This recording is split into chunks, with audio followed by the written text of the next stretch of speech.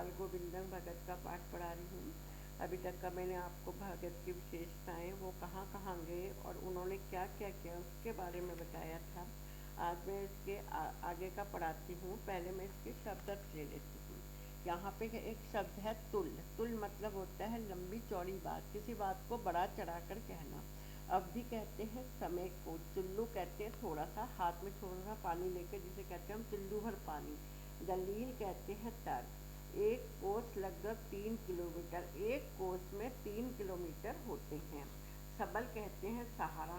जून कहते हैं समय या वक्त। खींचना कमजोर होना। भोर प्रभात काल। और पंजर शरीर का ढांचा, जो मृत शरीर का ढांचा बन जाता है उसे पंजर कहते हैं। कई बार आ जाता है कि एक कोस कितने के बराबर होता है, तो एक कोस लगभग 3 किलोमीटर के बराबर होता है। अब आगे मैं आपको बताती हूँ कि भगत के क्रियाक्रम में तुल नहीं किया। भगत ने बेटे के क्रियाक्रम में तुल नहीं किया। तुल का मैंने आपको मीनिंग बताया कि लंबी चौड़ी बात नहीं की। पौतुल बहू को ही बुलाकर आग दिला दी। उन्होंने उनकी बहू को बुलाया और उससे कहा तुम ही इस चिता में आग दे दो।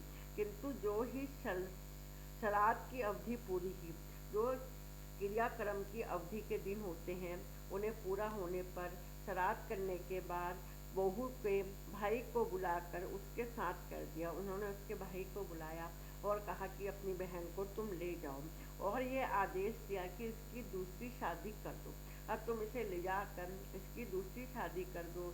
यह कौतूहल रो रो कर कहती थी, मैं चली जाऊंगी तो बुढ़ापे में कौन आपके लिए भोजन बनाएगा। उनकी बहू बाल गोविंद भगत से रो रो कर कहने लगी, मेरे चले जाने पर तुम्हारी सेवा कौन करेगा। तुम बहुत बुढ़े हो चुके हो, तुम्हारी रखवाली कौन करेगा, तुम्हारी देखभाल कौन करेगा, और आपके लिए भोजन कौन बनाएगा। बीमार पड़े को कौन एक चुल्लू भर पानी देगा। बीमार पड़ने पर तुम्हें कौन पानी देगा। मैं पैर पड़ती हूँ। उनकी बहू उनसे कहने लगी, मैं आपके पैर पड़ती हूँ, मुझे अपने चरणों से अलग मत कीजिए, मुझे अपने से दूर मत करो। लेकिन भगत का निर्णय अटल था। लेकिन भगत अपने निर्णय पर अटल थे। उन्होंने कहा, नहीं, तुम्हें अपने भाई के साथ जाना ही पड़ेगा। तू जा, नहीं तो मैं ही इस घर को छोड़कर चला जाऊंगा। भगत ने इतनी बड़ी बात कह दी, यदि तुम नहीं जाती हो तो मैं ही तुमको छोड़कर चला जाऊंगा। यह थी उनकी आखिरी दलील। दलील कहते हैं यह उनकी आखिरी बात, तर्क था जो उन्होंने इस बात को कहा था। दलील मतलब होता है तर्क। और इस दलील के आगे बेचारी क्या करती, इस तर्क के आगे उनकी बहू और कुछ भी नहीं कर सकती थी। इसका पहला क्वेश्चन है, भगत की पुत्र वधू उन्हें छोड़कर अपने भाई के साथ क्यों नहीं जाना चाहती थी। भगत की पुत्र वधू उन्हें छोड़कर अपने भाई के साथ इसलिए नहीं जाना चाहती थी क्योंकि उन्हें यह भी चिंता थी कि उनके चले जाने के बाद बूढ़े भगत के लिए खाना कौन बनाएगा। यदि वे बीमार पड़ गए तो दवा और पानी कौन देगा। और भगत की सेवा करते हुए जीवन बिताना चाहती थी। वह भगत की सेवा करते हुए अपना पूरा जीवन को इसीलिए बिताना चाहती थी। भगत के परंपरा से हटकर कौन से दो कार्य किए, उनका उल्लेख कीजिए।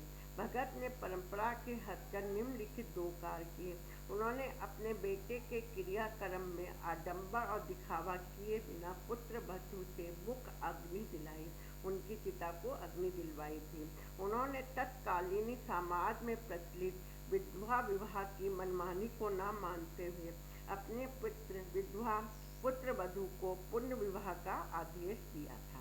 भगत की कौतूहल को उसके भाई के साथ भेजना उनके किस गुण का बोध कराता है। भगत की कौतूहल को उसके भाई के साथ भेजना उनकी दूरदृष्टि और त्याग को दर्शाता है। वह मानते हैं कि विधवा युवा पुत्र वधू से जाने अनजाने गलत आचरण हो सकता है। वह मानते हैं कि विधवा युवा पुत्र वधू से जाने अनजाने गलत आचरण हो सकता है। इसके अलावा उन्होंने अपनी सुख सुविधा को महत्व नहीं दिया है। यह मैंने आपको यहाँ तक पढ़ाया है। इसका अगला पैरा मैं आपको कल पढ़ाऊँगा।